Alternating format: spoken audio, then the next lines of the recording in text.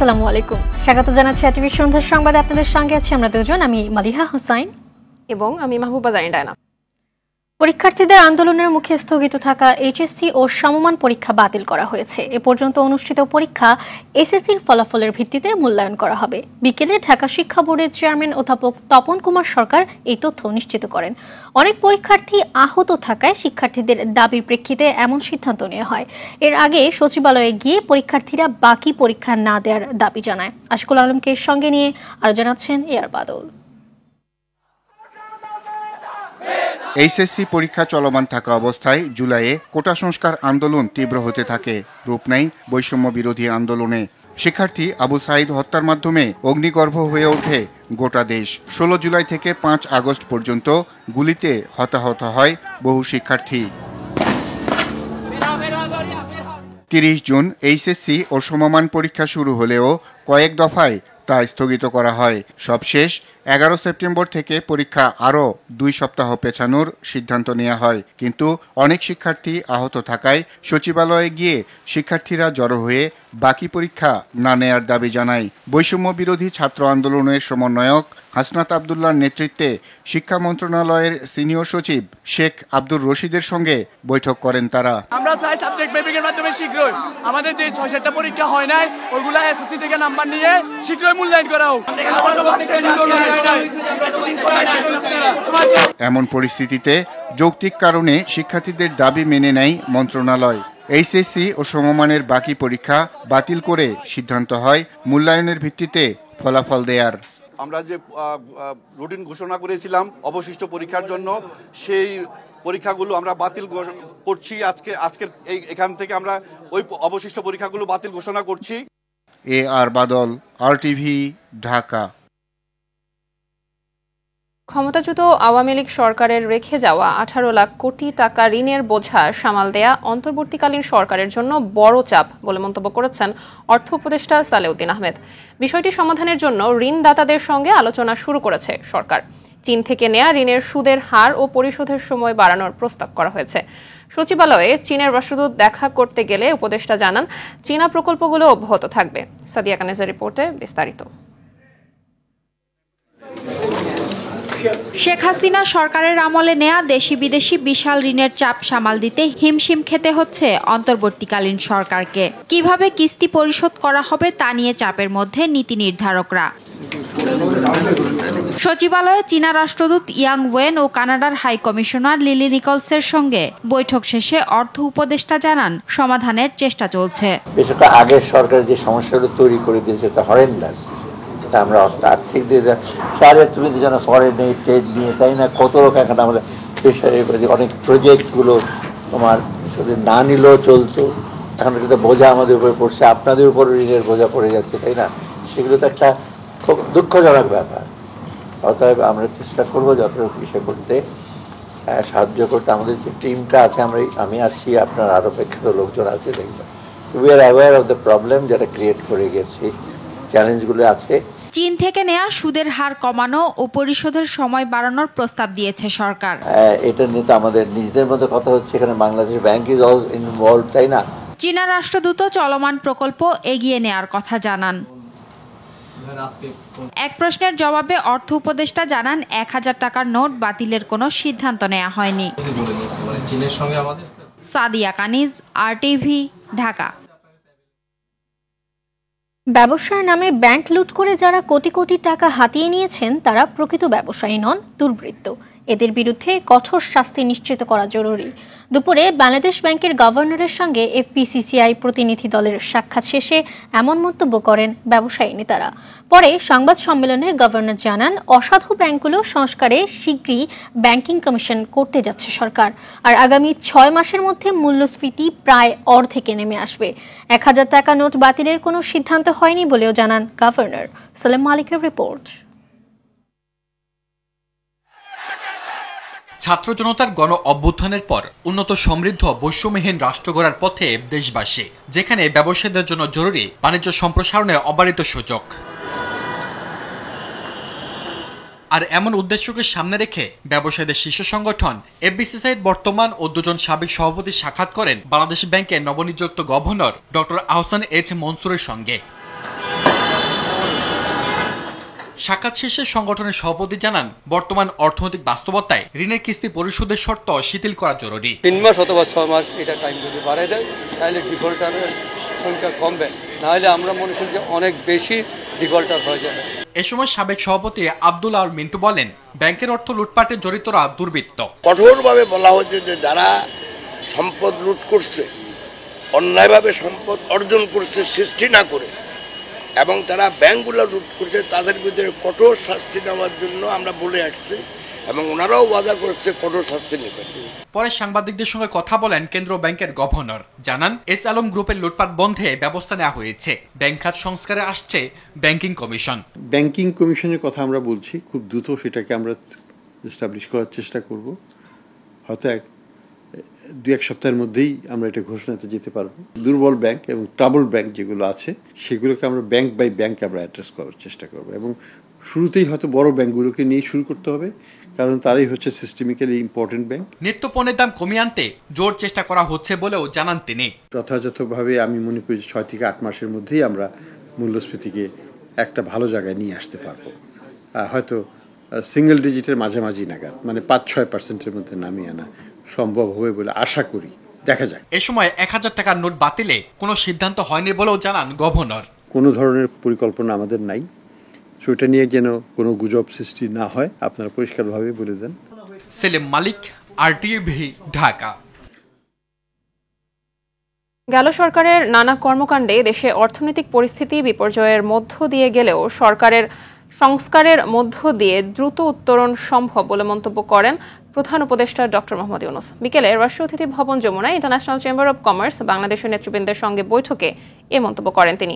Doctor Yunus আরও বলেন, সবার সম্মিলিত প্রচেষ্টায় সব সংকট কাটিয়ে উঠে বাংলাদেশ আবারও বিশ্বের দৃষ্টি আকর্ষণ করতে সক্ষম হবে। বৈঠকে এফবিসিসিআই সভাপতি মাহবুবুল আলম, তপন চৌধুরী, AK আজাদ, মোহাম্মদ হাতেম সহ অন্যান্য ব্যবসায়ী নেতারা উপস্থিত ছিলেন।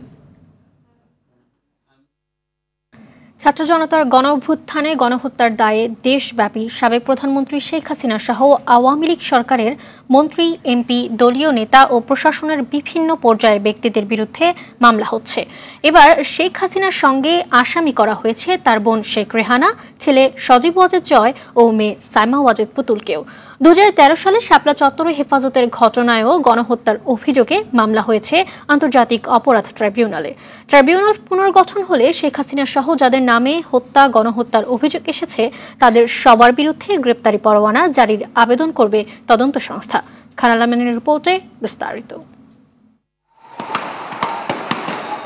2013 সালে শাপলা চত্বরে হেফাজতের সমাবেশে গুলি চালিয়ে গণহত্যার অভিযোগ দায়ের করা হয়েছে আন্তর্জাতিক অপরাধ ট্রাইব্যুনালের তদন্ত সংস্থায়। সাবেক প্রধানমন্ত্রী শেখ হাসিনা, শাহরিয়ার কবির, মুনতাসির মামুন, ইমরানিজ সরকার সহ 19 জনকে আসামি করা হয়েছে অভিযোগে। কয়েকটা টিভির কয়েকজন ঊর্ধ্বতন কর্মকর্তা যারা তৎকালীন কার্যক্রমের সাথে জড়িত ছিলেন এবং এই গণহত্যা একটা মিথ্যা প্রচার এবং প্রোপাগান্ডা করেছিলেন। সেজন্য আমরা 2013 সালে বেশ কয়েকটি গণমাধ্যমের যারা নীতি নির্ধারক ছিলেন তাদেরকে আমরা এই মামলায় আসামি করেছি। এ পর্যন্ত শেখ হাসিনা সহ আওয়ামী লীগ নেতাদের বিরুদ্ধে হত্যা, গণহত্যার অভিযোগে আন্তর্জাতিক অপরাধ ট্রাইব্যুনালের তদন্ত সংস্থায় 3টি মামলা হয়েছে।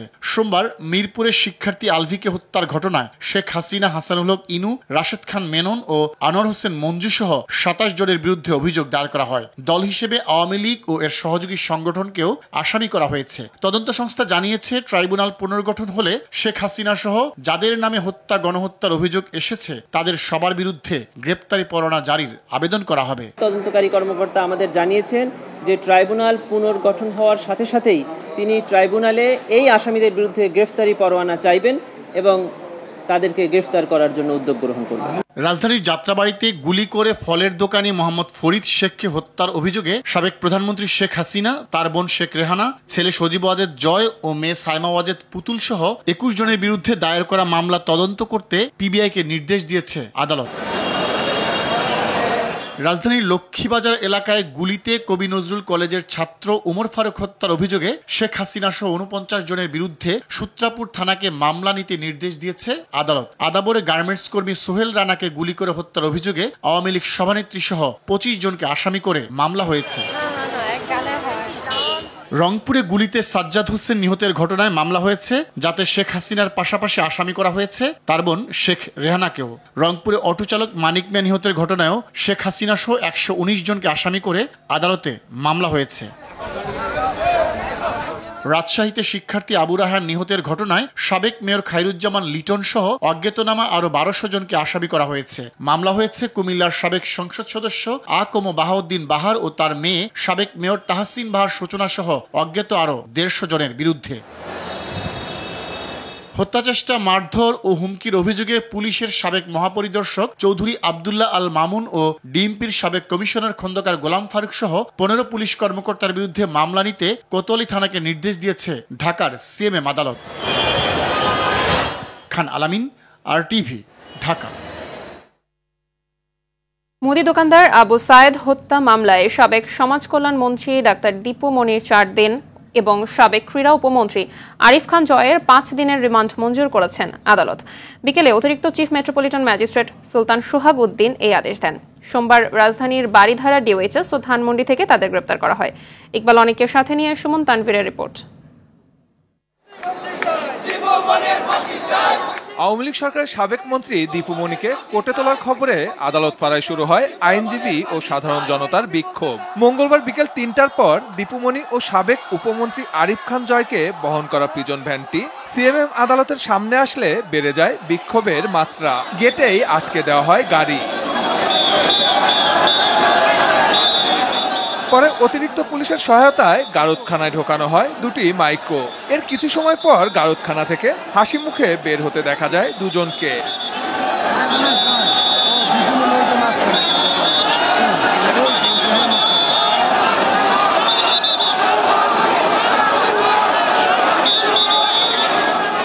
তবে আদালতের আদেশ শেষে বের হতে গিয়ে চরম বিপাকে পড়ে তারা। মোহাম্মদপুর থানার হত্যা মামলায় আদালত দীপু মনির 4 দিন ও জয়ের 5 দিন রিমান্ড মঞ্জুরের পর মানুষের ধাক্কাধাক্কিতে সিঁড়িতে পড়ে যায় দীপু মনি।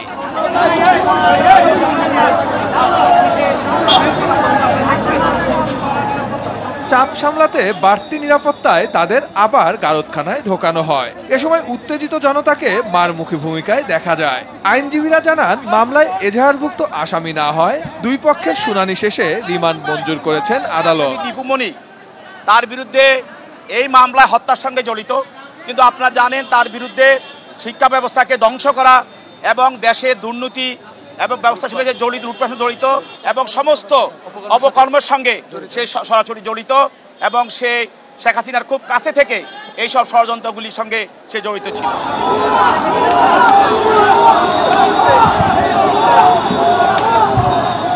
আদালত থেকে দীপু মনি ও আরিফ খান জয়কে মিন্টু রোডের ডিবি কার্যালয়ে নিয়ে যাওয়া হয়। সুমন তানভীর, RTV, ঢাকা। আওয়ামী লীগকে নিষিদ্ধ দলটির নিবন্ধন বাতিল চেয়ে করা রিটের শুনানি হবে আগামী বৃহস্পতিবার।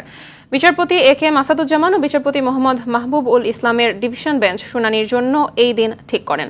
গতকাল মানবাধিকার সংগঠন সারডা সোসাইটির পক্ষে আরিফুর রহমান মুরাদ ভূঁইয়া রিট আবেদন করেন। রাষ্ট্রপক্ষ শুনানির জন্য 7 দিন সময় চাইলে আবেদনকারীর বিরোধিতার মুখে আদালত 2 দিন মঞ্জুর করেন। কোটা সংস্কার আন্দোলনের সময় ছাত্র জনতাকে নির্বিচারে হত্যার দায়ে আওয়ামী লীগের নিবন্ধন বাতিল ও নিষিদ্ধ চেয়ে এই আবেদন করা হয়। রিটে দেশ সংস্কারের জন্য অন্তর্বর্তী সরকারের মেয়াদ সর্বনিম্ন 3 বছর করার নির্দেশনা চাওয়া হয়। এছাড়া বিদেশে পাচারকৃত 11 লাখ কোটি টাকা ফেরত আনা আওয়ামী লীগ সরকারের আমলে পিএসসির চেয়ারম্যান সহ সব ক্ষেত্রে চুক্তিভিত্তিক নিয়োগ পাওয়া কর্মকর্তা, সব বিভাগীয় কমিশনার, ডিসি, ইউএনও সহ পুলিশের সব বিভাগীয় কমিশনার, এসপি ও ওসিকে বদলি করে বিচার বিভাগীয় নিরপেক্ষ তদন্ত কমিশন গঠন করার নির্দেশনা চাওয়া হয় রিট আবেদনে। রিটে যেসব প্রতিষ্ঠান শেখ হাসিনার নামে রয়েছে সেগুলোর নাম পরিবর্তনও চাওয়া হয়েছে। ছাত্র জনতাকে নির্বিচারে গুলি হত্যার দায়ে বাংলাদেশ আওয়ামী লীগের নিবন্ধন বাতিল এবং আওয়ামী লীগকে নিষিদ্ধ করতে আমরা রুল চাইছিলাম। সকল জনগণ শুধু জানতে চায় কতদিন এই সরকার মেয়াদ। আসলে আমরাও জানি না কতদিনের মেয়াদ, সেই জানাটা হয়তো বা কোর্ট আমাদেরকে বলে দিবে যে এতদিনের মেয়াদ। আমি এটার জন্য রুল চাইছি, আদেশ চাইছি। 21শে আগস্টকে কেন্দ্র করে আওয়ামী লীগ যদি পাল্টা বিপ্লব করতে চায় তাহলে তার উচিত জবাব দেওয়া হবে। আগামীকাল ছাত্র জনতা রাজপথে থাকবে বলে হুঁশিয়ারি দিলেন গণ অধিকার পরিষদের সভাপতি নুরুল হক নূর। ঢাকা রিপোর্টার্স ইউনিটিতে প্রবাসী অধিকার পরিষদ আয়োজিত প্রবাসীদের সংকট ও সমস্যা সমাধানে অন্তর্বর্তীকালীন সরকারের করণীয় বিষয়ে আলোচনায় একথা বলেন তিনি।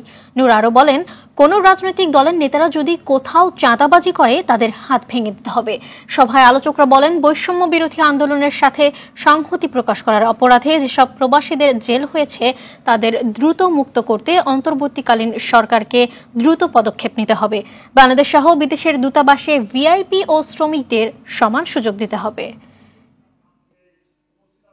21 আগস্ট আমরা গণ অধিকার পরিষদের পক্ষ থেকে ঢাকা মহানগরের নেতৃবৃন্দ আমাদের কেন্দ্র অফিস আল রাজি কমপ্লেক্সের সামনে অবস্থান কর্মসূচি পালন করবে। এই ফ্যাসিবাদের দোসররা যেন রাজপথে নেমে দেশকে অস্থিতিশীল করতে না পারে। জেলা উপজেলায় পাড়া মহল্লায় আপনাদেরকে সজাগ থাকার আহ্বান জানাচ্ছি। কোন ফ্যাসিবাদের দোসররা যদি রাজপথে নামার চেষ্টা করে, দেশকে অস্থিতিশীল করার চেষ্টা করে, ওদেরকে গণধোলাই দিয়ে থানায় পুলিশের হাতে তুলে দেবেন।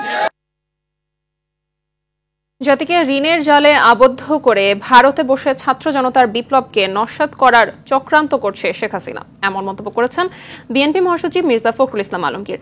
স্বৈরাচার শেখ হাসিনাকে আশ্রয় দিয়ে গণতন্ত্রের প্রতি ভারত কমিটমেন্ট রাখেনি বলেও জানান তিনি। বিএনপি অন্তর্বর্তী সরকারকে জঞ্জাল দূর করার সময় দিতে চায় বলেও জানান বিএনপি মহাসচিব। রিপোর্ট করছেন জাহিদ রহমান। বিএনপির জাতীয় স্থায়ী কমিটিতে নবনির্বাচিত সদস্য মেজর অবসরপ্রাপ্ত হাফিজ উদ্দিন আহমদ ও অধ্যাপক ডাক্তার AZM জাহিদ হোসেনকে নিয়ে দলের প্রতিষ্ঠাতা প্রয়াত রাষ্ট্রপতি জিয়াউর রহমানের সমাধিতে শ্রদ্ধা নিবেদন করেন বিএনপি মহাসচিব মির্জা ফখরুল ইসলাম আলমগীর। পরে তিনি অন্তর্বর্তী সরকারকে রাষ্ট্র সংস্কারে সময় দিতে সব রকম সহযোগিতার আশ্বাস দেন। তাদের প্রধান কাজ হচ্ছে নির্বাচন করে জনগণের হাতে, প্রতিনিধিদের হাতে ক্ষমতা তুলে দেওয়া। তবে আমরা মনে করি যে জঞ্জাল আওয়ামী লীগ সরকার সৃষ্টি করে গেছে, সেটাকে দূর করতে অবশ্যই কিছু সময়ের দরকার। পালিয়ে যাওয়া শেখ হাসিনাকে আইনানুগভাবে দেশে ফেরত দিতে ভারতের প্রতি আহ্বান জানান বিএনপি মহাসচিব। পাচার হয়ে গেছে প্রায় $100 বিলিয়ন। সেই জাতিকে দুঃশাসন, সমস্ত কিছু ইনস্টিটিউশন প্রতিষ্ঠানগুলোকে ভেঙে দিয়েছে। সেই ব্যক্তিকে আজকে এইভাবে ভারতে আশ্রয় দিয়ে ভারত তার যে কমিটমেন্ট টুয়ার্ডস ডেমোক্রেসি, এটা ভারত রক্ষা করেছে বলে মনে হয় না। আমাদের তাই আহ্বান থাকবে ভারতের কাছে যে আপনারা তাকে আইনানুগভাবে আইনের কাছে, বাংলাদেশের সরকারের কাছে তুলে দেন। আর নবনির্বাচিত বিএনপির জাতীয় স্থায়ী কমিটির সদস্যরা ছাত্র জনতার অভ্যুত্থানে অর্জিত বিজয়কে ধরে রাখতে সবার সহযোগিতা চান। আগামী দিনগুলোতে বাংলাদেশে যেন গণতন্ত্র কেউ ব্যাহত না করতে পারে, সাধারণ মানুষের মানবাধিকারকে কেউ যেন লঙ্ঘন করতে না পারে, সেজন্য বিএনপি এবং ছাত্র জনতা, সর্বস্তরের জনতা আমরা একসাথে কাজ করব। গণতান্ত্রিক আন্দোলন করতে যে সমস্ত আমাদের ভাইয়েরা গুম হয়েছে, শহীদ হয়েছে, যারা হারিয়ে গেছে, তাদেরকে আমরা খুঁজে বের করব। মেডিকেল বোর্ডে সিদ্ধান্ত হলেই উন্নত চিকিৎসার জন্য বেগম খালেদা জিয়াকে দ্রুত বিদেশে নিয়ে যাওয়া হবে বলেও জানান তার ব্যক্তিগত চিকিৎসক। জাহিদ রহমান, RTV, ঢাকা। জনগণের রাজনৈতিক ও অর্থনৈতিক ক্ষমতায়ন নিশ্চিত করা না গেলে রাষ্ট্র ও রাজনীতির কাঙ্ক্ষিত গুণগত পরিবর্তন সম্ভব নয়। আর জনগণের ক্ষমতায়নের প্রধান হাতিয়ার ভোটাধিকার। এক ভিডিও বার্তায় এই মন্তব্য করে গণ অভ্যুত্থানকে চূড়ান্ত সফলতায় নিতে সবাইকে দেশ গঠনে মনোযোগ দেওয়ার আহ্বান জানিয়েছেন বিএনপির ভারপ্রাপ্ত চেয়ারম্যান তারেক রহমান। ক্ষমতার পরিবর্তন মানেই আমার কাছে শুধু রাষ্ট্র ক্ষমতার হাত বোতল নয়। ক্ষমতার পরিবর্তন মানে রাষ্ট্র এবং রাজনীতির গুণগত পরিবর্তন। জনগণের রাজনৈতিক এবং অর্থনৈতিক ক্ষমতায়ন নিশ্চিত করা না গেলে রাষ্ট্র এবং রাজনীতির কাঙ্ক্ষিত গুণগত পরিবর্তন সম্ভব নয়। গণ অভ্যুত্থানে চেতনা ও লক্ষ্য সুসংহত করতে হলে বিতাড়িত গণবিরোধী শক্তিকে আইনের মুখোমুখি করার পাশাপাশি জনগণের রাজনৈতিক এবং অর্থনৈতিক ক্ষমতায়ন অত্যন্ত জরুরি। ছাত্র জনতার অভ্যুত্থানে আহতদের জন্য প্রয়োজনীয় সব কিছুই করবে সরকার। কারণ উন্নত চিকিৎসার প্রয়োজন হলে বিদেশেও পাঠানো হবে। রাজধানীর কয়েকটি হাসপাতালে আহতদের দেখতে গিয়ে কথা জানান স্বরাষ্ট্র ও ধর্ম বিষয়ক উপদেষ্টা। আন্দোলনের অন্যতম সমন্বয়ক সার্জিস আলম বলেন, শিক্ষার্থীরা সরকারের ভুল ত্রুটি ধরিয়ে দেবে, প্রেসার গ্রুপ হিসেবে কাজ করবেন তারা। আরও জানাচ্ছেন শাকিলা করিম।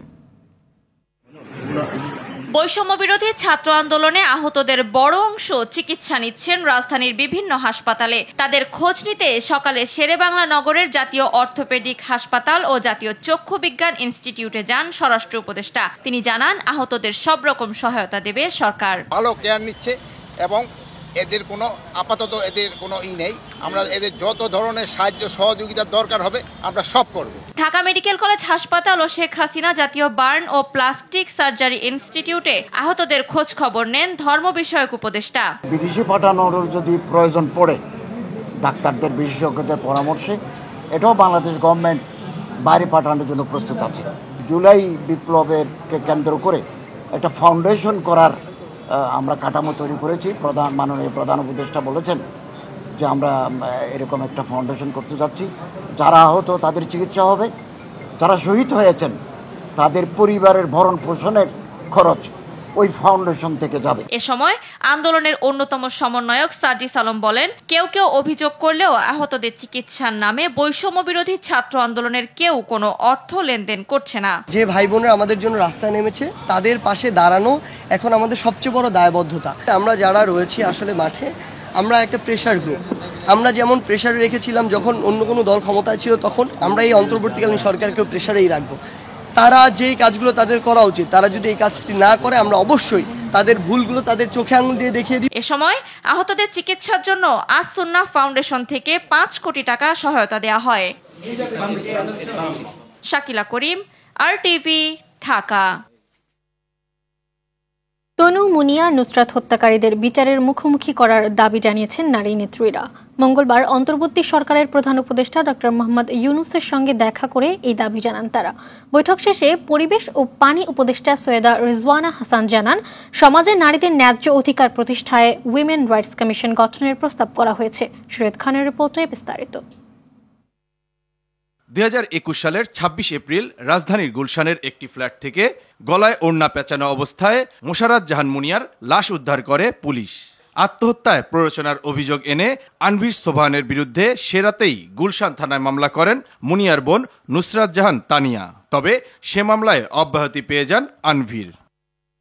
পরে আনভির ও তার পরিবারের সদস্যদের বিরুদ্ধে হত্যা ও ধর্ষণের মামলা করেন মুনিয়ার বোন।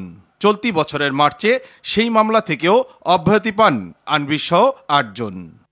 তদন্ত ও বিচার প্রক্রিয়ায় মোটা অঙ্কের লেনদেনের অভিযোগ তোলেন মুনিয়ার বোন। বঙ্গবন্ধু শেখ মুজিব উনার মেয়ের কাছে আমি 26 পাতার আবেগ ঘন চিঠি লিখছি, একবার সেন্ড করি নাই, অনেকবার সেন্ড করছি। এখন আইন যে উপদেষ্টা ডক্টর আসিফ নজরুল, ওনার কাছে আমার এই বার্তা পৌঁছানোর জন্য আজকে আপনাদেরকে ডেকে আনা। প্রধান উপদেষ্টার সাথে বৈঠকে এ মামলা সহ কুমিল্লা সেনানিবাসে সোহাগী জাহান তনু ও ফেনীর মাদ্রাসা ছাত্রী নুসরাত জাহান হত্যারও বিচার দাবি করেন নারী নেত্রীরা। কল্পনা চাকমার বিষয়ে তনু, রুনি, মুনিয়া এবং নুসরাত তাদের হারিয়ে যাওয়া কিংবা নিহত হয়ে যাওয়া, তাদের যে মৃত্যুর কারণটা সেটা বের করে যাতে অবশ্যই দায়ী ব্যক্তিদেরকে তারা যতই শক্তিশালী হোক না কেন বিচারের মুখোমুখি করা হয়, এটা মোটামুটি সকলের কাছ থেকে এই দাবিটা এসেছে। তথ্য অধিকার কমিশন, মানবাধিকার কমিশনের স্বাধীনতা নিশ্চিতের পাশাপাশি উইমেন রাইটস কমিশন গঠনেরও দাবি নারী নেত্রীদের। এখানে যত মানুষ আহত হয়েছে তাদের চিকিৎসা প্রক্রিয়াটা ত্বরান্বিত করা, সরকারের পক্ষ থেকে একটা উদ্যোগ আছে, এটা সিদ্ধান্ত, এটা কার্যকর হচ্ছে যে আমরা একটা ফাউন্ডেশন সৃষ্টির মাধ্যমে সেখানে সকলে যারা সাহায্য করতে আগ্রহী তাদের থেকে অর্থ সাহায্য নিয়ে আমরা এই কাজগুলো করব। চিকিৎসা, পুনর্বাসন সবকিছুর কাজই করা হবে। অগ্রাধিকার ভিত্তিতে নারী নেত্রীদের দাবিগুলোর একটি তালিকা জমা দিতে বলেন প্রধান উপদেষ্টা। এমন ম্যান্ডেট দেন যেখানে আমাদের কাজ করতে সুবিধা হবে। শরীয়ত খান, RTV, ঢাকা। ঢাকার 2 সিটি কর্পোরেশন সহ দেশের 12টি সিটি কর্পোরেশনের মেয়রকে অপসারণের পর প্রশাসক নিয়োগের মাধ্যমে আজ শুরু হয়েছে প্রশাসনিক কাজকর্ম। এর আগে সোমবার এক প্রজ্ঞাপনের মাধ্যমে মেয়রদের অপসারণ ও প্রশাসক নিয়োগের ঘোষণা দেয় স্থানীয় সরকার, পল্লী উন্নয়ন ও সমবায় মন্ত্রণালয়।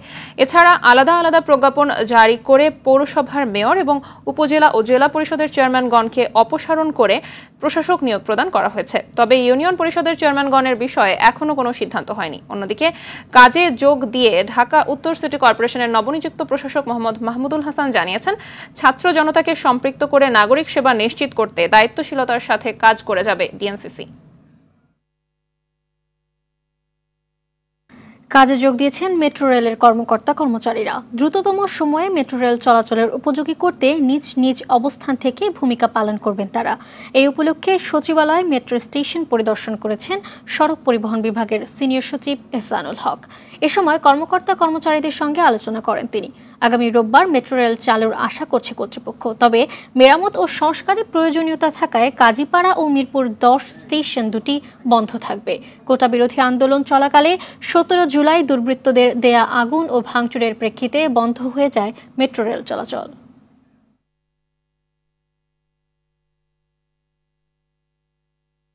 আওয়ামী লীগ সরকারের মেয়াদে কবি সাহিত্যিকদের জন্য সংস্কৃতি মন্ত্রণালয় থেকে দেয়া বরাদ্দের টাকা বাংলা একাডেমি ও সে সময়কার কবিতা পরিষদের নেতারা আত্মসাৎ করেছে বলে অভিযোগ করল নতুন গঠিত স্বৈরাচার মুক্ত জাতীয় কবিতা পরিষদ। ঢাকা রিপোর্টার্স ইউনিটিতে সংবাদ সম্মেলনে এ অভিযোগ জানান নতুন কমিটির আহ্বায়ক মোহন রায়হান ও সদস্য সচিব রেজাউদ্দিন স্ট্যালিন।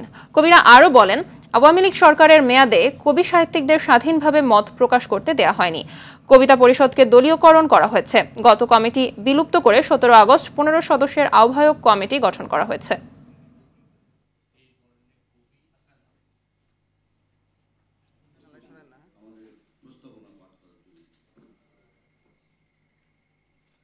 করোনা মহামারীর দুঃসময়ে আক্রান্ত লেখক কবিদের সহযোগিতার জন্য সংস্কৃতি মন্ত্রণালয় থেকে বাংলা একাডেমিকে 1 কোটি টাকা বরাদ্দ দিলে তৎকালীন ডিজির মাধ্যমে সেই টাকার বড় অংশ সেই সব দুরাত্মাদের অনেকেই আত্মসাৎ করে নেয় কবিতা পরিষদের সেই সব দুর্বৃত্তরা। সম্প্রতি ছাত্র জনতার অভূতপূর্ব গণঅভ্যুত্থানে সেই সব দুরাত্মাদের অনেকেই জনরোষ থেকে রক্ষার জন্য গা ঢাকা দিয়েছে। কেউ কেউ দেশ থেকে পালিয়ে গেছে। অনেকে এই বিজয়কে নস্যাৎ করার চক্রান্তের ষড়যন্ত্রে এখনো লিপ্ত রয়েছে। সন্ধ্যার সংবাদ এ পর্যন্তই। সবশেষ সংবাদ জানতে যে কোনো মোবাইল ফোন থেকে 24141 নম্বরে ডায়াল করুন। রাতের সংবাদ 11:15টায় দেখার আমন্ত্রণ রইল। ধন্যবাদ সবাইকে।